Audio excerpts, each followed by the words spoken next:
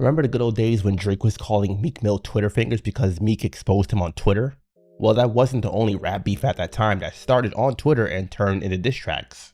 Yep, Joey Badass's verbal squabble with the West Coast isn't his first foray into rap beef. Today we're taking it back to 2015 when he was beefing with fellow Brooklyn rapper Troy Ave. In case you're not familiar with them, let me give you a brief introduction.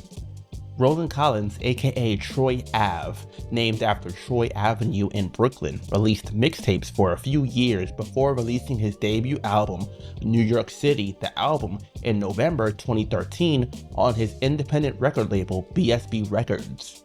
Then he released his second album, Major Without a Deal, in June 2015, also on BSB Records, both albums featuring several New York rappers. Troy often touted himself as someone bringing back the New York feeling in hip-hop, for example with the song Restore the Feeling, in which he talks about the rap scene in various regions compared to New York. Joe Vaughn for Ginny Scott started off with the rap name J.O.V. before changing it to Joey Badass. He joined the group Progressive Era aka Pro Era in 2011, which was founded by friends Capital Steez and Power Pleasance. He released his debut mixtape 1999 in June 2012, his second mixtape Summer Nights in July 2013, and then his debut album Before the Money in January 2015. This is where the problems between Joey and Troy Ave begin. After Major Without a Deal was released, the record sales were reported to be about 4,500 copies sold. Troy Ave had an interview on The Breakfast Club in which he was asked about the sales, and he explained that the album was released on a Friday instead of a Tuesday, so the reports weren't from a full week of sales. You sold 4,500 records. Allegedly, that's what they They said. said 30 physical copies. Right. Now, Were those numbers accurate? Nah, I don't know they wasn't accurate. You know what I'm saying? I think Billboard wrote like an article after about what exactly happened. Because, you know, that was really my first time going selling stuff. Like the other time I had New York City, the album, I put it up for sale for 12 hours, and then after that, I put it out, for free on live mixtapes with Dat Piff or whatever. But this was the first time I went and did it full out. It'll go cap it, Best Buy, wherever. What happened was I dropped the album on Friday. Usually albums drop on Tuesday, and the physical copies wasn't supposed to come out till Tuesday. You feel me? So what happened was between Friday to Monday, I guess SoundScan is reported from Friday to Monday. So from Friday to Monday, I sold like 4,300 or whatever, under 4,500. You know what I mean? In those 2 days or whatever.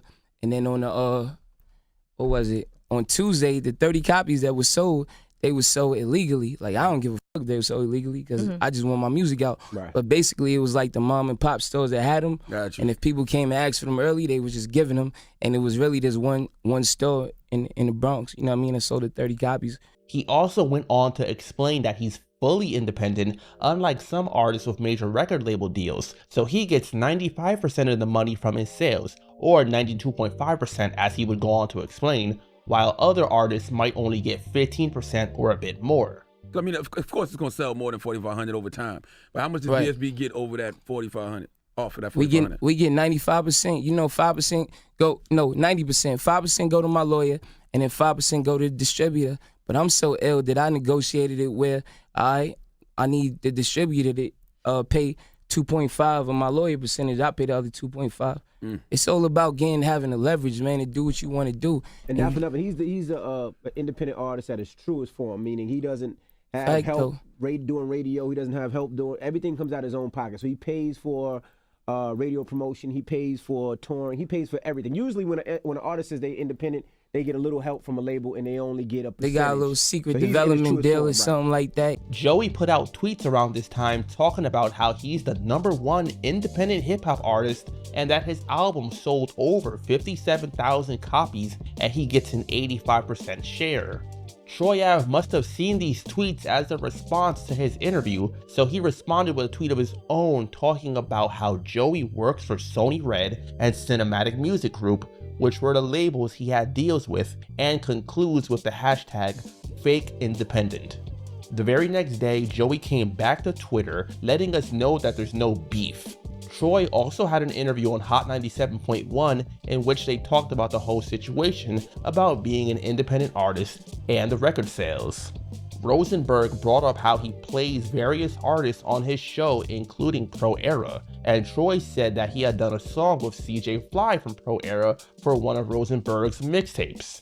That would be the song We Ain't the Same, featuring Troy Ave, Nitty Scott, and CJ Fly from the mixtape The New York Renaissance. On my show, for example, on Relate on Sundays, I play a variety of music. I play street records like Troy Ave. Weirdo rap heaven. It's weirdo rap heaven. And I just want and I don't change the station when you playing weirdo rap. Good. I let it ride. A lot of the shit. Because a lot of this Brooklyn music, Pro Era, the Zombies, those dudes have a real following. They're real rappers, and they sell real records. You know who I like from Pro Era too? You did a song with the guy. Yeah, which one? I did a song with the guy on your shit. CJ Fly. Yeah, I like CJ Fly. You know what I'm saying? So ain't nothing. I don't even think Doug is a widow. You know what I'm saying? Like I like certain music from people. You know what I'm saying? That don't mean we gonna be the best of friends and kicking and be buddy. Then in July, Joey also had an interview with Hot 97, and they spoke about the back and forth Troy and Joey had on Twitter. Joey also stated that he and Troy spoke briefly and that things were squashed. I'm not here to shoot anyone down. You know what I'm saying? I'm not here to be against anybody. Everybody know I'm here to unite this whole shit. Yeah. And that's exactly what I'm gonna do is unite this whole shit. So you know what I'm saying? We like briefly spoke about it through mutual friends, and you know it got squashed. You know, and that's what. Because it's not real beef. However, that next year in February, Joey released the track Ready. On the second verse, Joey mentions Troy with the lines, "Man, I'd rather keep the peace, but it's getting ugly, but fuck it, what I'm about to say is what they didn't want me. 60K first week for the badass, 200K to this day. I know you niggas mad. With the 80-20 split, my nigga do the math. My nigga Kirk just outsold Troy Ave." That's a pretty clear callback to the tweets by him and Troy about record sales and the splits. The Kirk in the line is a reference to Kirk Knight, who was another rapper from Pro Era.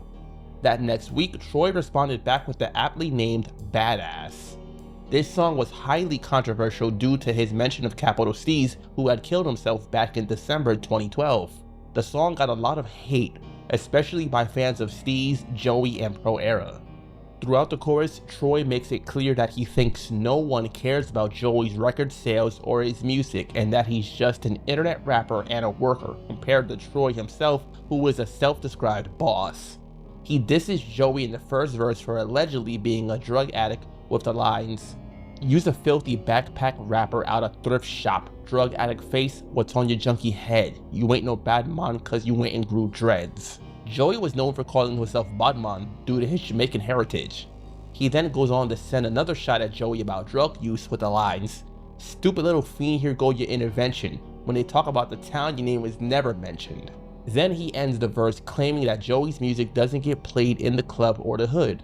He goes on in the second verse to diss Joey for being a so-called backpack rapper while he's a street rapper with the lines, "You trying to do music for Coachella, I make shit for foreign whips and drug sellers. You more Diggable Planets, I'm more Rockefeller. I'm more shoebox money, you more go to the teller." Diggable Planets was a rap group with members from Brooklyn and Philadelphia who were known for making jazz rap and for their debut album Blowout Comb, which features the hit single Rebirth of Slick, most well known as Cool Like That. Rockefeller is known for releasing music by rappers like Jay-Z and Beanie Sigel, who would be considered street rappers in comparison.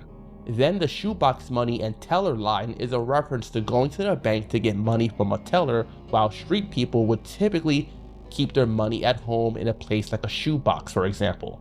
Troy then has the lines which got him a lot of flack and damaged his reputation.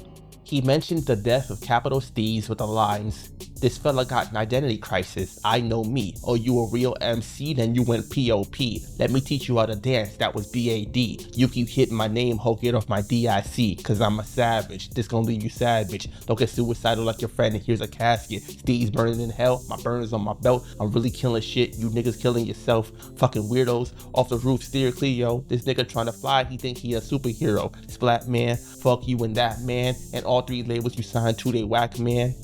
Despite these being some of the hardest bars on the song, Troy received backlash from several rappers and others in the industry, as it was seen as disrespectful to mention Steez and the way he died.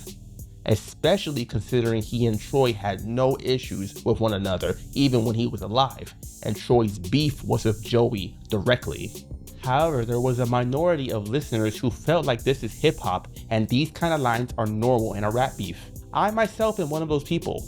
Personally, I find it hypocritical to applaud rappers like Tupac, Eazy-E, 50 Cent, and so on who have said some wild things in diss tracks, but to chastise Troy for it. Also, what makes the matter more hard-hitting was the fact that a portion of the video for the song was filmed on a rooftop, which is also a reference to Capital Steez. Also, at the beginning of the video, Troy Ave has a PSA about how killing yourself is not the right thing to do and to seek help instead. Take time out to talk about a serious matter, suicide. Contrary to popular belief or what other people's music may lead you to believe, if you commit suicide, you will not be a martyr. You will not be a legend.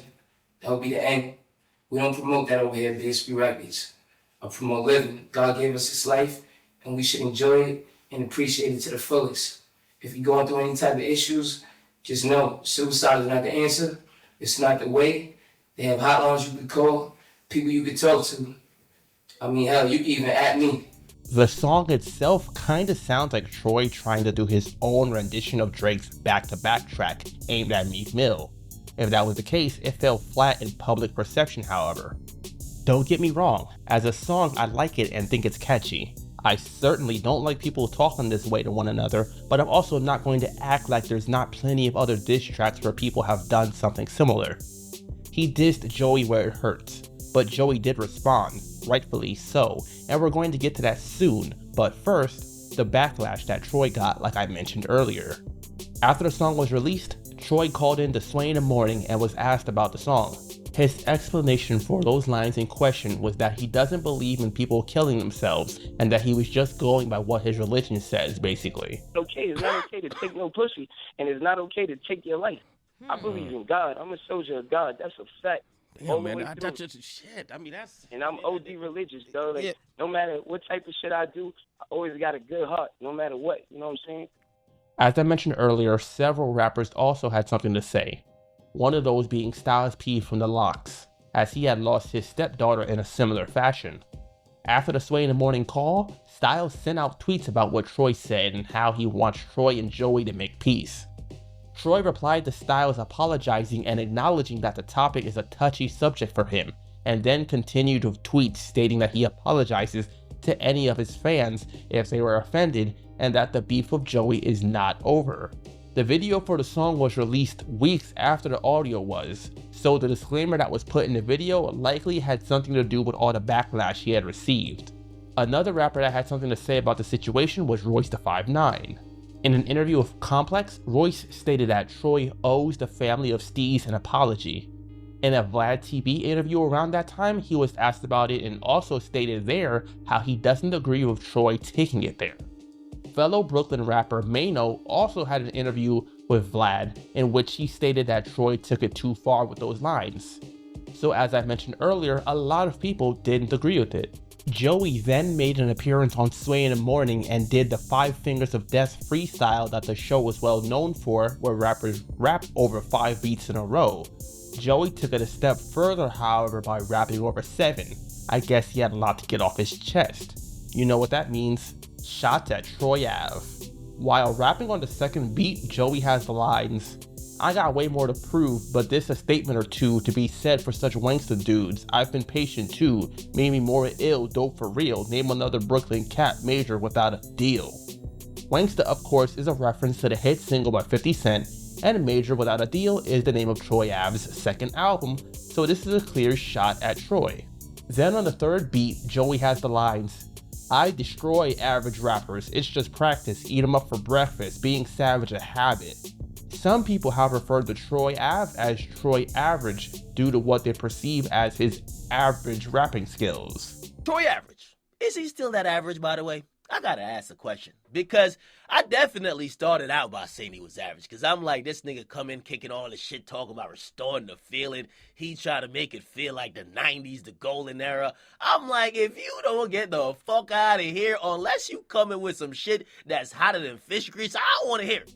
On the 5th beat, Joey has the lines, says something about you lames when aiming down below. The drama won't let up, you reap what you sow. Men lie, women lie, numbers sure don't. Got the whole Beast Coast coming for your skull. The karma gon' catch up, the album sales won't. That once again is a reference to Troy, as the album sales are what essentially started their whole issue, and the line about aiming down below can be seen as a reference to Troy mentioning C's jumping off the building. Men lie, women lie, numbers don't is a Jay-Z line, who of course is another Brooklyn rapper. Then he responds back to Troy's line about Joey not playing in the club with the lines, y'all worried about the clubs, I'm worried about the love. By the looks of it, y'all brothers getting none. Brothers getting sun, they could use a hug. I throw direct shots, never subs. On the 6th beat, Joey raps entirely aimed at Troy. He responds to Troy's lines about Steez with the lines, he took a leap of faith and only brightened his light. You took a cheap shot and hate will only shorten your life. Difference between you and him is that he lives forever. You'll be the first to die who nobody ever remembers, cause the city never needed you ever. You committed career suicide and made New York better. The Sway in the Morning freestyle to me was a great response by Joey. He aired out his issues with Troy and made it quite clear that he can rap in that capacity if he really wants to, and he didn't need to really hit below the belt like Troy, so Joey would definitely look better in public perception. After the freestyle was put online, Troy responded with a post on Instagram calling Joey a backpack rapper once again and saying his music doesn't represent the real New York City.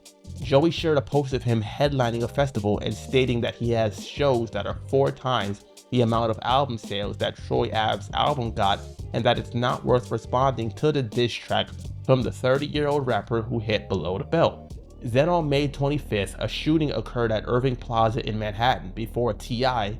was about to perform. Ronald McFatter, aka Banger, a friend and bodyguard of Troy Ave, was shot and killed by Taxstone, and Troy was shot as well and arrested for his involvement in the situation. I've talked about that situation in greater detail previously, but the beef between Joey and Troy seemed to die down now, especially given all the legal issues that were going on with Troy.